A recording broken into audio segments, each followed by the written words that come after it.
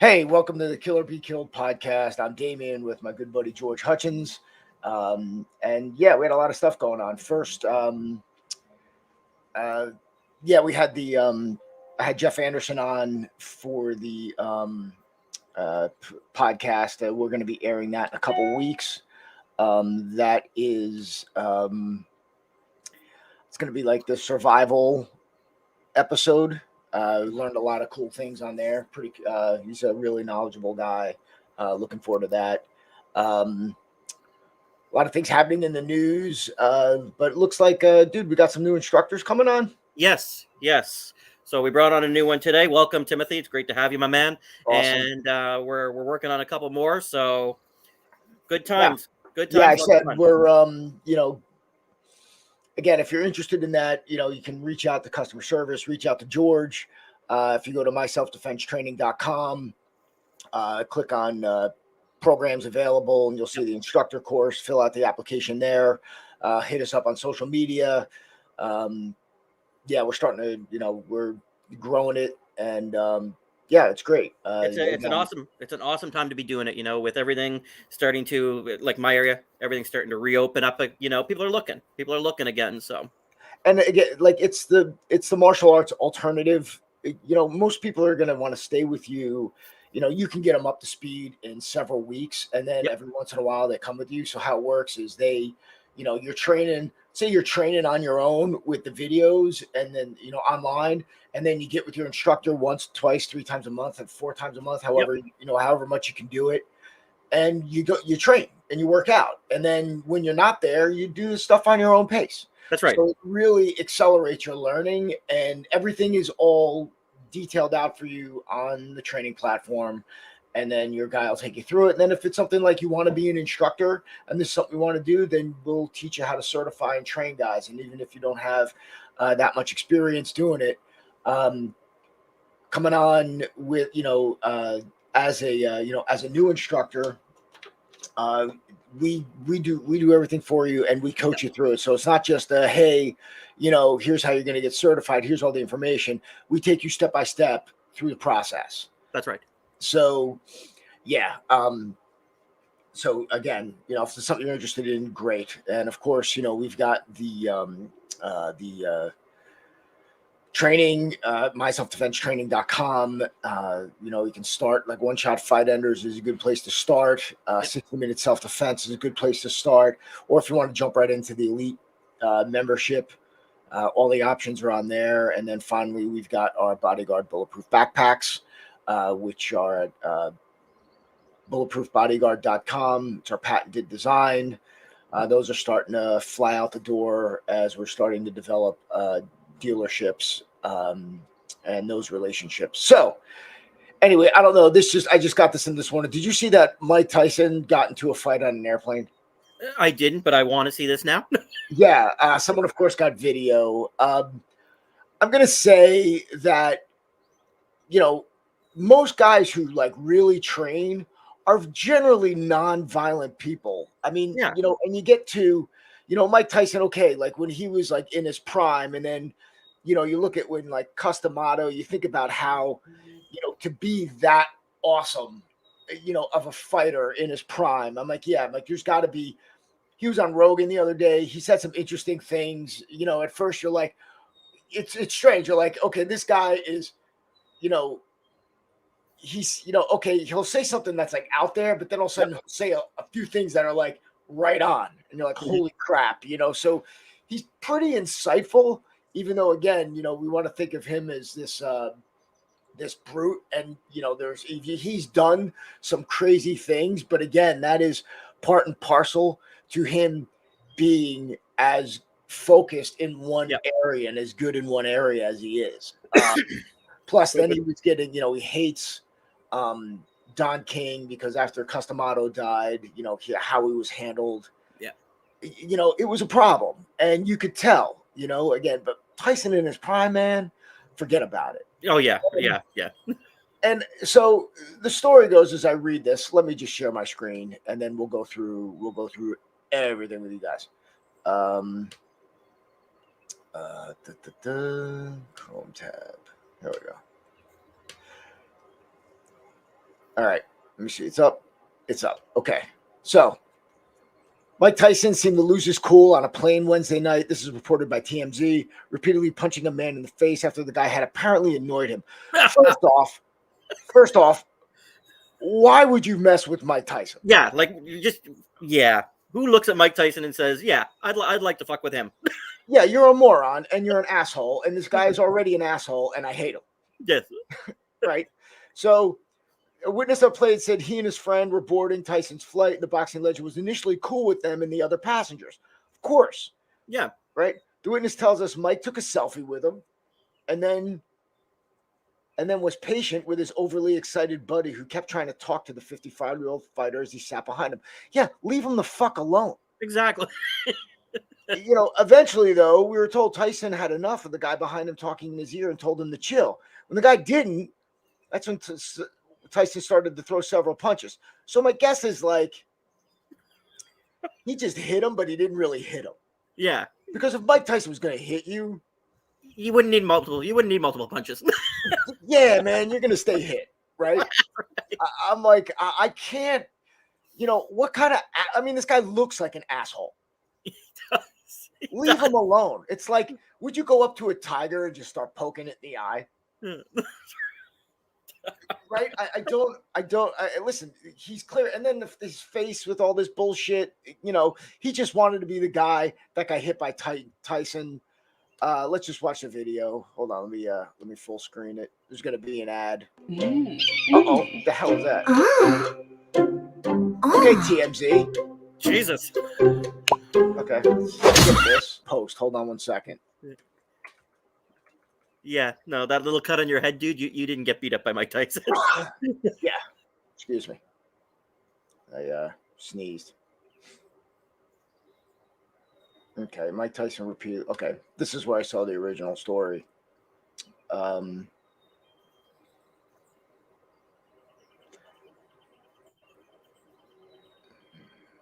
mean, you're in. There we go.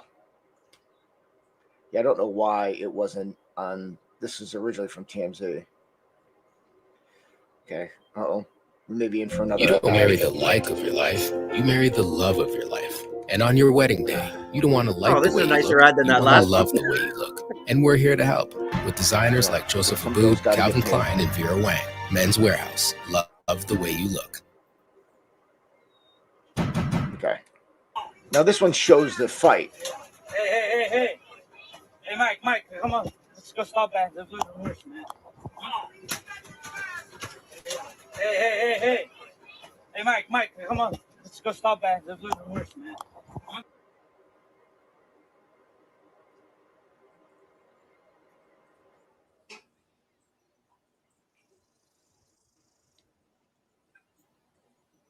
I mean, they're shown it in slow motion, but he just hit him with a flurry of a few punches. Nothing. Hey, Mike, come on. Let's go stop that. Yeah, there's nothing like. Put it this way: if Mike Tyson wanted to hurt you, he'd think anyway, and you're hoping to get rid of it. So if you're going to fly first class, you have to, just be casually disinterested from everyone around you. Yeah, don't chances are you could run into a celebrity. You could do something like that. People, think they're owed something from celebrities, and it's so there's two things here. One, there's if you're in the public eye, if you're out, you're obviously you're out in public. My thing is like you should probably, if somebody recognizes you, just like, hey, thank you, no problem, and that's it. But if you're on the other end of that, you see somebody eating or with their family or drinking, not if they're just like standing around, like waiting online, like bored, that would be an appropriate time to, say somebody. And all you do is say, hey, George, really appreciate the work you do. Thank you very much. Have a great day. That's it. Yep. Right. You don't, but look, so the rules are, if you see them eating dinner or drinking, or hanging, they're with their families, leave them the fuck alone. Yeah. Right. If they're sleeping or on a plane, but then again, it's a 2-sentence interaction. Exactly. Hi, insert celebrity name. Thank you for all you do. Big fan. Have a great day. Goodbye. Yep. That's it. You know, it's like if they're out, then maybe, hey, can I get a selfie? You know, that's like the extent of it. They're most likely going to say yes, because especially now, who the hell's going to say no? But again, if they're in an argument with their, you know, with a spouse, a loved one, you know, it's not time for a selfie. If they're eating dinner and they're trying to be a normal human being, not a time to fucking bother them. That's right. And this guy clearly, you know, apparently Tyson gave him some shrooms.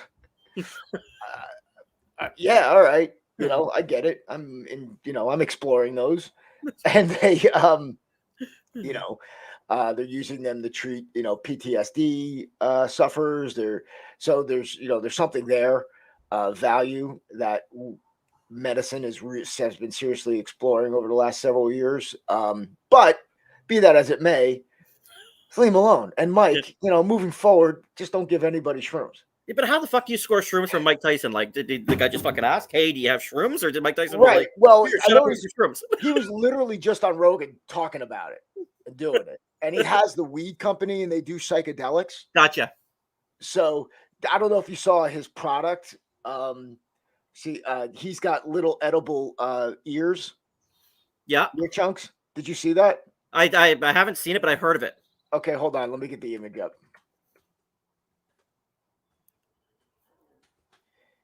Ear chunks. Here we go. Yeah. Oh, it's brilliant. It's actually, you know, it's a great way of marketing. Plus, if you have, it's just loading up now. Plus, you know, in a world of, you know, every edible kind of looking the same. Yeah. It's a great, you know, branding. Actually, let me just see if there's just an image of this, because this page is. Here we go. Let me just see. Is it? Let me just. Here we go. Okay, good.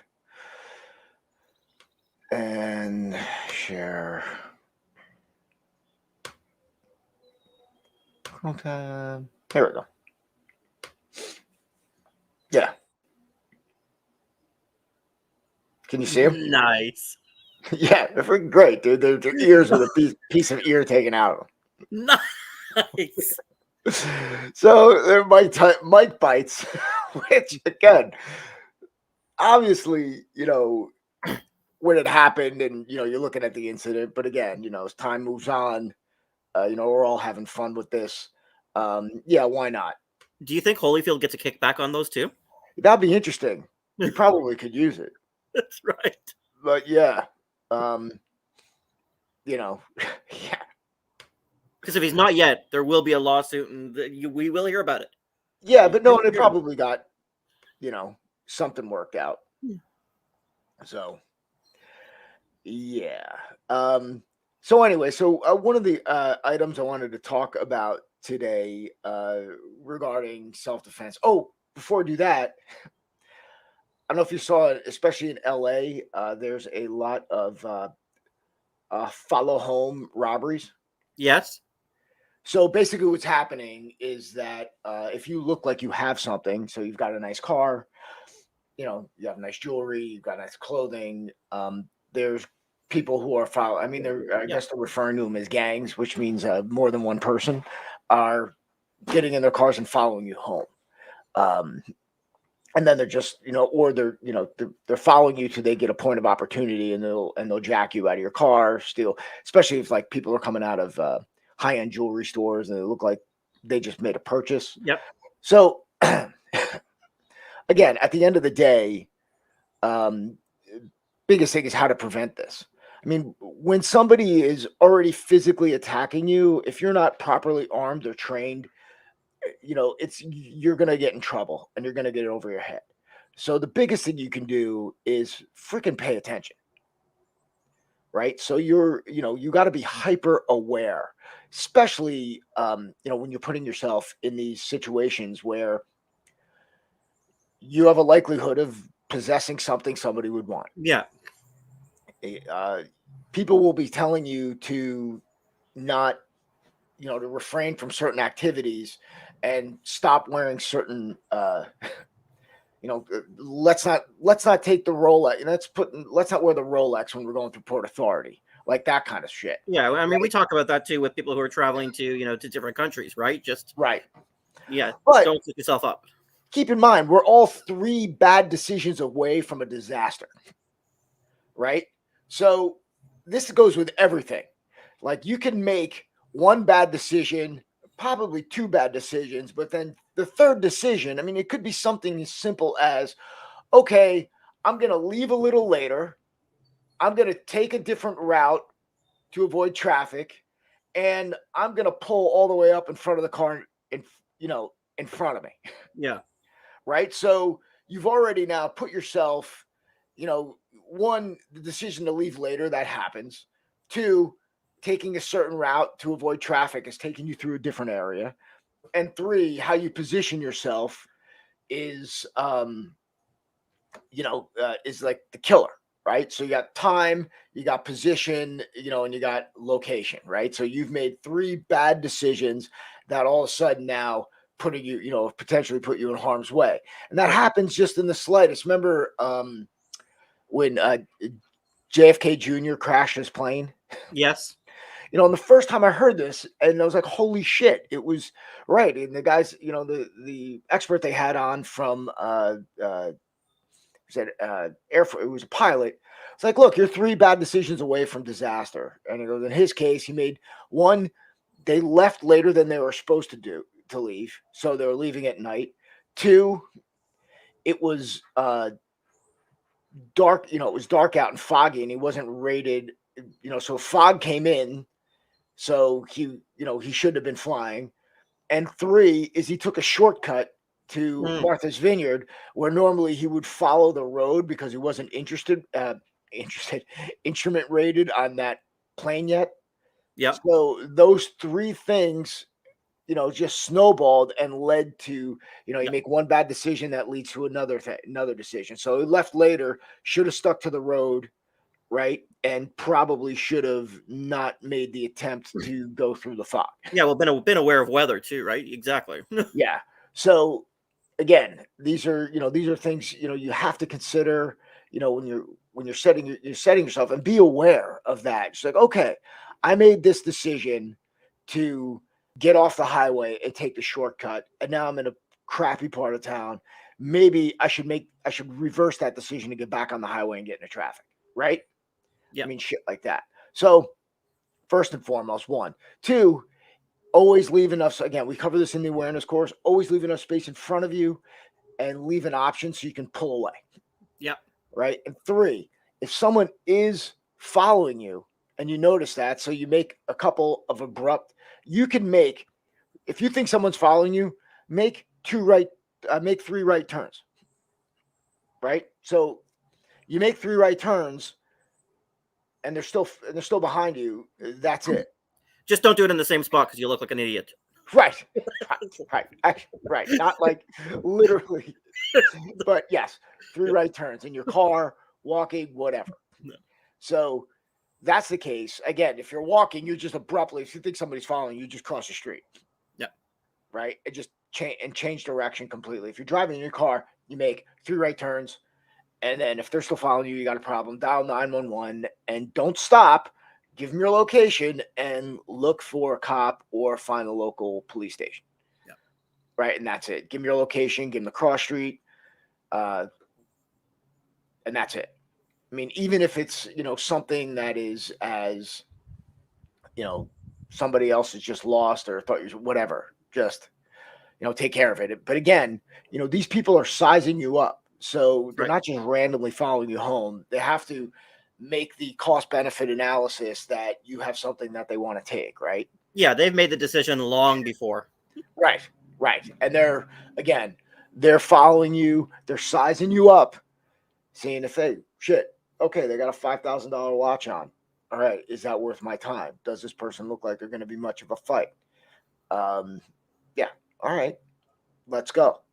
So then they're going to wait for the opportunity to do it. because if they're not going to do it in a place where, again, the three things every criminal fears: being caught, being injured, or being identified. Right. Yep. All right, so that's what they're constantly weighing. If the juice is worth the squeeze, if they pick you. So that's one to grow on, children. Now, the other thing, so one of the things I wanted to talk about today is breaking the knee in self-defense. Mm.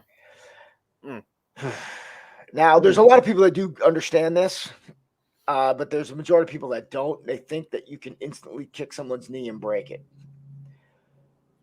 And, growing up, training in martial arts, there was a lot of what we were taught is that you would automatically kick the leg and, kick at the knee and it would break. Yeah. Only 6 pounds of pressure. Yeah, I've heard anywhere from 6 to 14 to like 200 and something. And to be honest, like 200 and something sounds more realistic to me.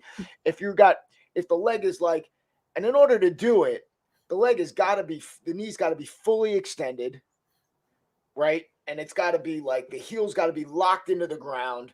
So you could put direct pressure on it either way and snap it by striking it. So in essence, it's very, very, very difficult to break the knee. The person would already have to be dead, already in fucking rigor. Yeah, one. Two, as we're going to see, there's, again, we go extensively in target areas in our training, but pretty much, guys, anywhere above the head, above the shoulder line is great. Anywhere in the fork is great. Once you get into the body and getting it, even the solar plexus gets difficult because, you've got different girth of people. You've got different, you're wearing clothing. There's a lot of things that go into it. So you got to stick with the high percentage shit. And that's just literally above the neck, in between the legs. Yeah. Great. Even like, to hit somebody with look, and you get hit with a kidney shot or something that goes to your blood organs. I've had it in multiple sports, from football to karate to, it's like you get hit like real hard and like your blood pressure drops. Yeah, that sucks. But in order to do that, it's very difficult. Very difficult. And there's a lot of easier things to access.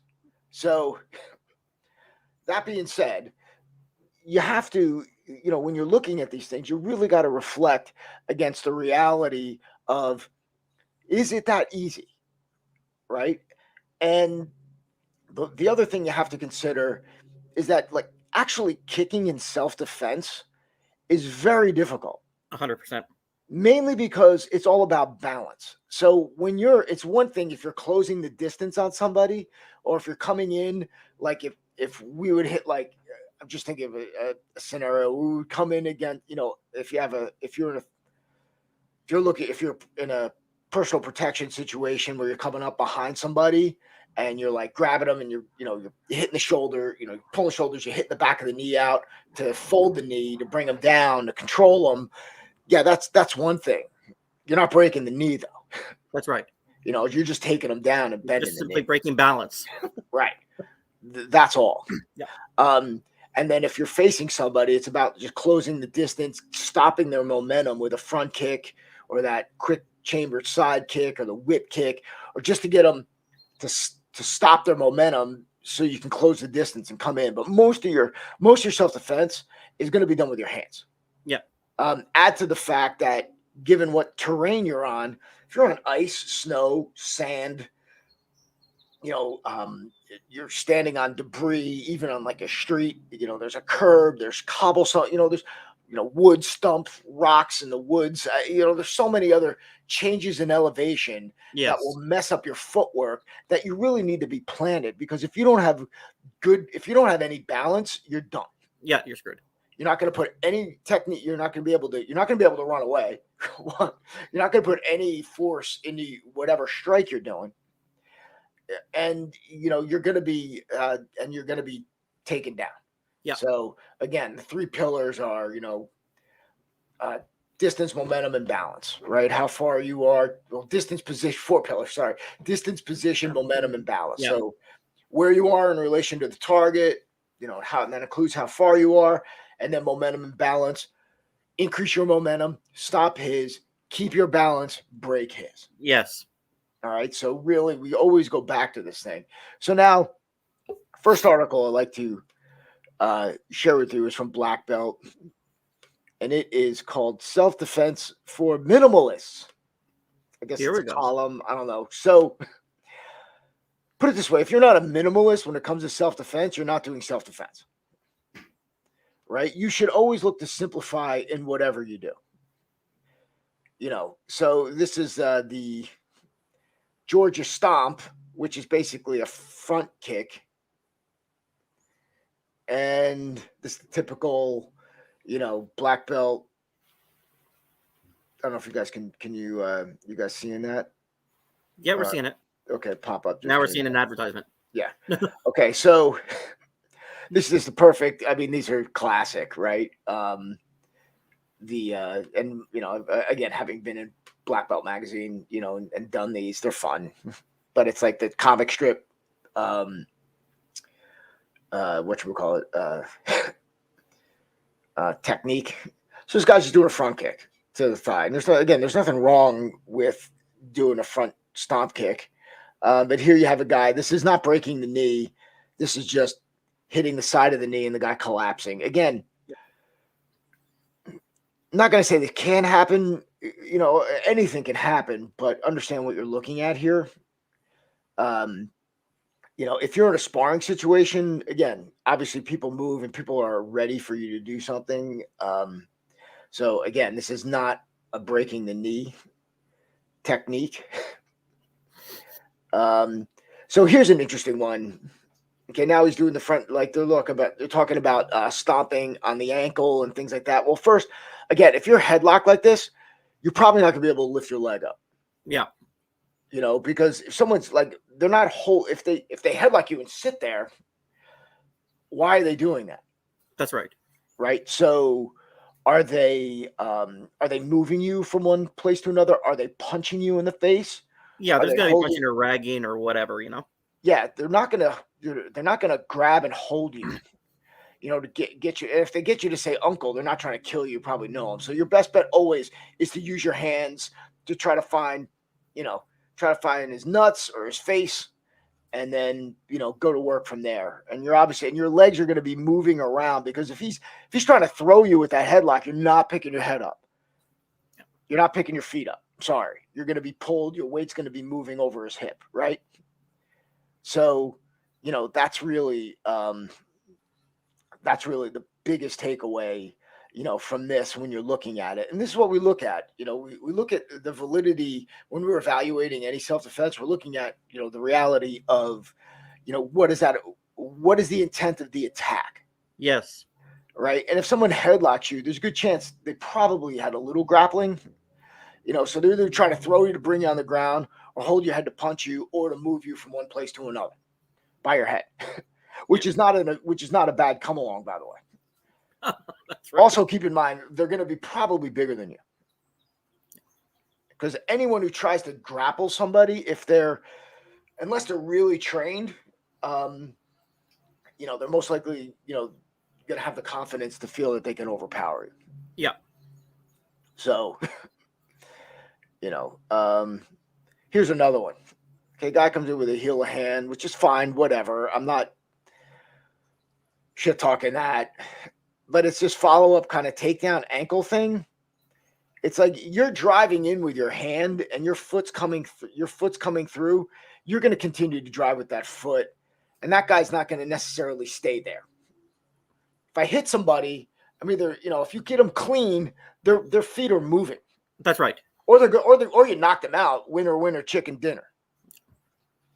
Right? So I guarantee you in here, it's going to be like, use that palm heel to break a nose and then break a knee. And right. And they always the palm heel strike to like, look, yeah, hitting somebody in the nose is good. Driving their nose into the brain doesn't happen. Unless you're Master Ken. Yes, of course. So the way your nose is designed, and I'm not a physician, but I did stay at a Holiday Inn Express last night. is that it's got cartilage, and then bone. So your nose is designed, it's got like a breakaway mechanism so it doesn't go in. I mean, everyone's seen a skull, right? The cartilage is just flexible and just gets smashed off, and it's basically meant to disintegrate. It's like the how the the way new cars are constructed. They've got crumple zones, and this is your crumple zone. Well, you watch it in some somebody... MMA fights, right? In some MMA fights, you'll see the nose like literally fucking explode. Yes, and that's doing its job, so you don't fucking die. Granted, again, you've got to break this part of the skull off, which is and then you've got to drive that. So you're looking at like this much here, right? Less. And then you got to drive that chunk into the brain. Dude, you get shot in the brain, you don't die. Right. So, to sit there and be like, this little piece of bone getting pushed into my frontal lobe, maybe at best a quarter of an inch. Again, it won't happen. I don't think it's ever happened unless somebody went through a windshield of a car. Yeah. So, it doesn't happen. But again, they talk about this shit, and you're like, dude, what are you doing? Like this next one we've got as a girl do women's self-defense. And more women should do self-defense. All women should do self-defense. So, anyone who does it, please continue to do it. Hopefully you're getting the right type of training. And even if you just have the will to hit and run away, great. If you have the training to arm yourself, even better. Don't get too fancy. Obviously, I want you training with us, but you don't have to. I'm just saying, it's like this is something that everyone should just explore. And again, women, you've got to be, and if you're doing this, you should be, training with men. I know the comfort level, and I know there's awkwardness there, but at the end of the day, the vast majority of your attackers will be men. That's right.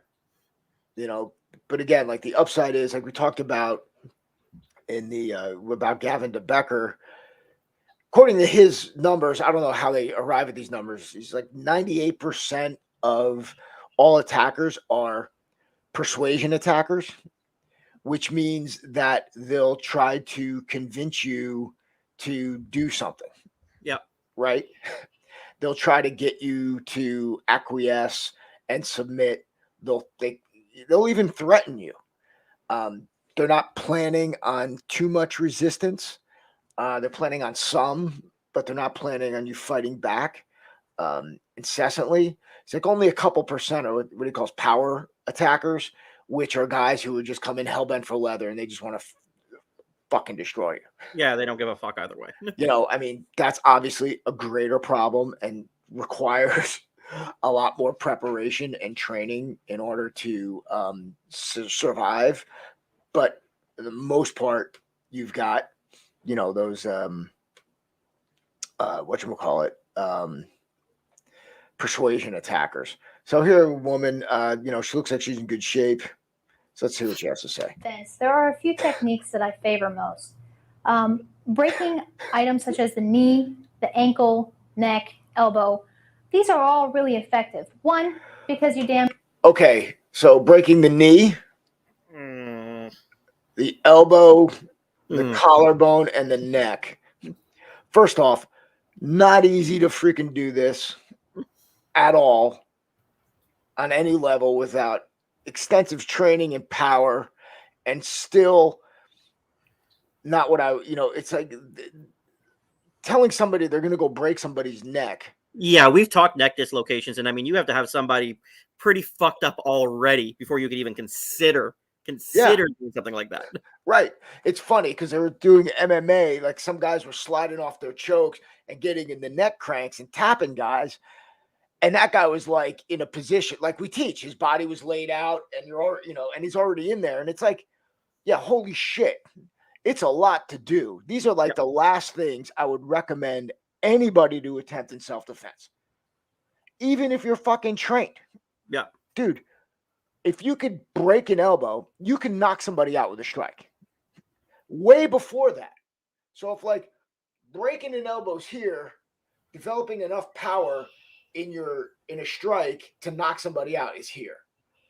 And in order to get into positions to dislocate someone's neck or their elbow or even hit their collarbone, which is something we train and practice, but again, it's freaking hard.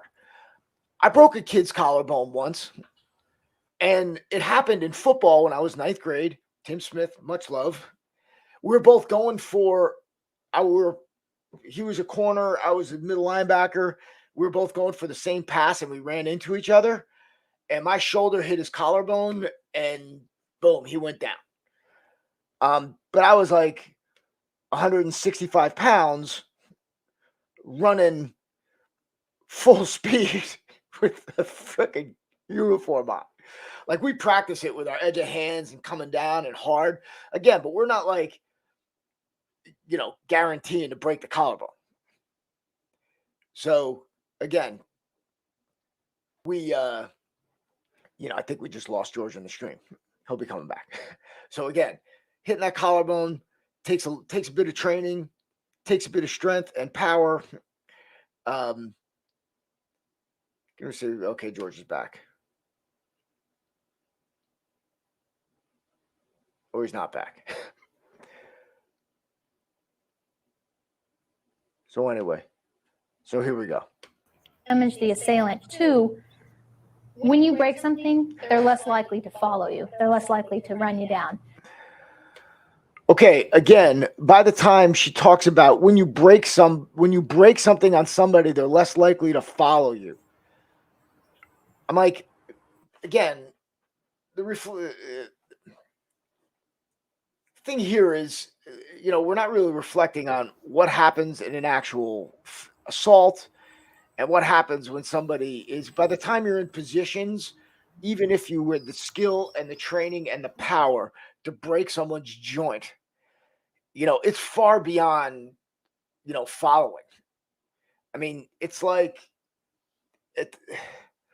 if you broke someone's arm, yeah, of course, they're not going to follow you. I mean, I wouldn't disagree with that.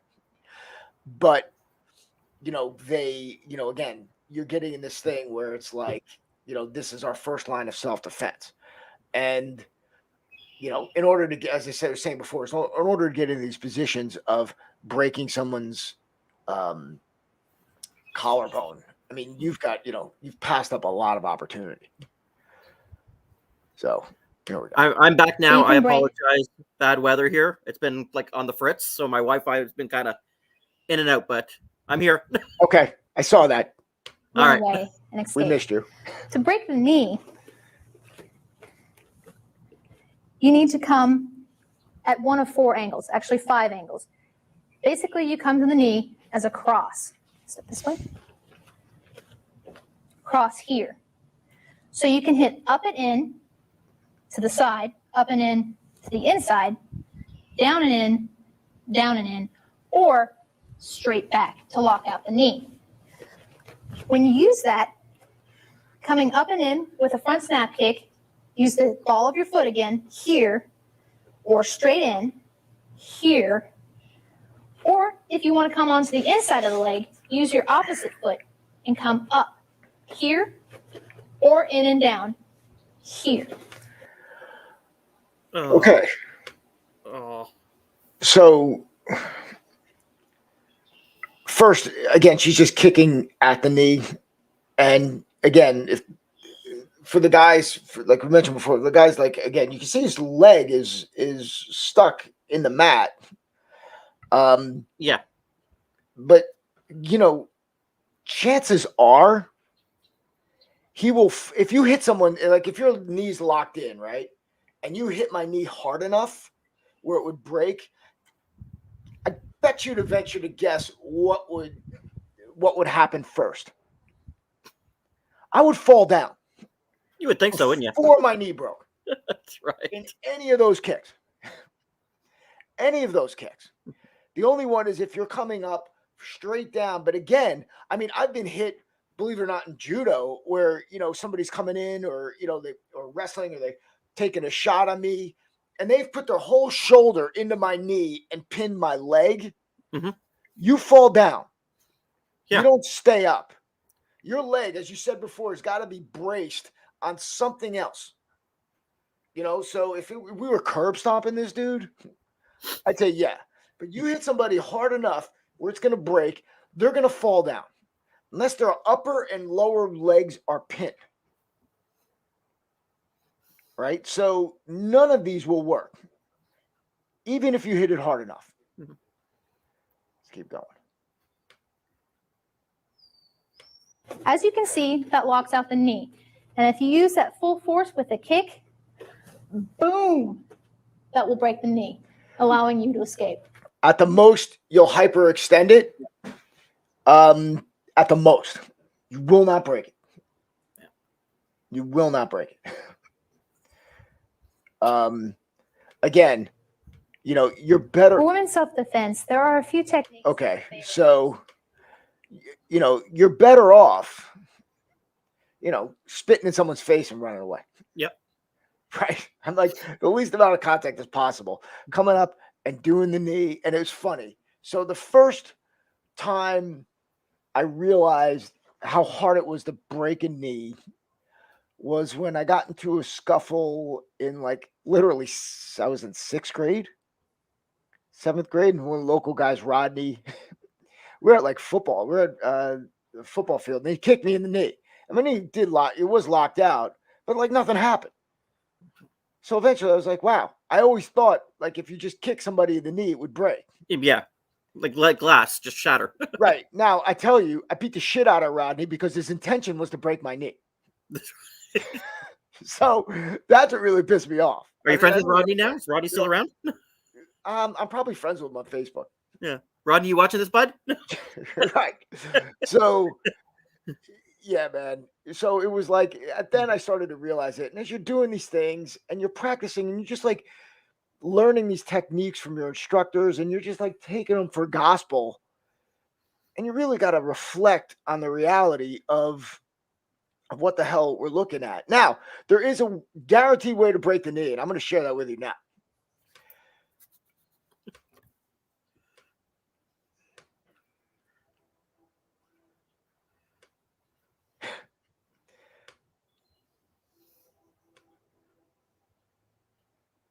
Heel hook. And you're actually dislocating the knee. Again, what do we mean by break? There really unless you're smashing a patella, there are no bones in there to break, right? You're dislocating, you're tearing ligaments, but you notice the elements of a heel hook here, right? Again, if you've ever been caught one of these, fucking suck. Oh, yeah. They do. Yeah. So he's freezing the upper leg and then torsioning the lower leg against it. Right? So that's this is the most efficient way to do this. Talking about heel hooks, isn't that Brock Lesnar lost his first match in the UFC from heel hook, right? Right. I think you're right. Yeah. So, yeah. And again, to get into this position, not a real great self-defense technique. Obviously, you can do some damage with it, but you're getting into this position from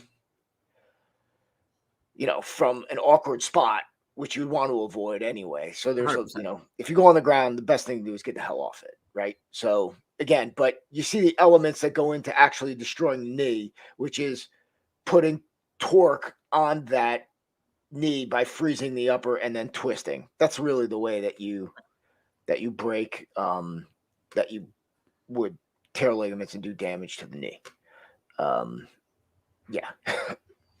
So again, do we, kick the knee? Well, not really. I mean, we do for a takedown. I'll do it to maybe stop somebody's momentum. Yeah. Just to close the distance on them.